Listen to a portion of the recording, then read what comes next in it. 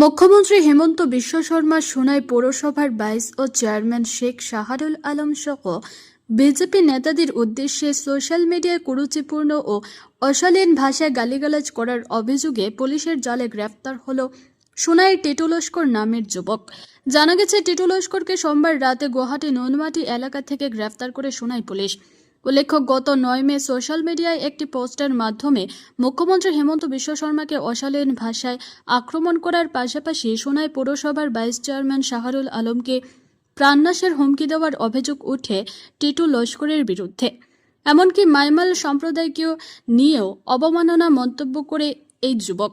ঘটনার পর থেকেই সক্রিয় হয়ে ওঠে সোনাই পুলিশ এবং শেষ পর্যন্ত অভিযুক্তকে গ্রেফতার করতে সক্ষম হয়।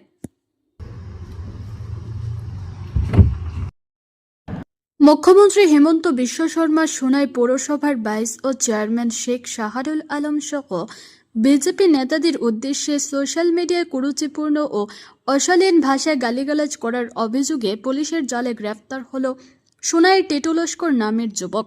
জানা গেছে, টিটু লস্করকে সোমবার রাতে গুয়াহাটি নুনমাটি এলাকা থেকে গ্রেফতার করে সোনাই পুলিশ।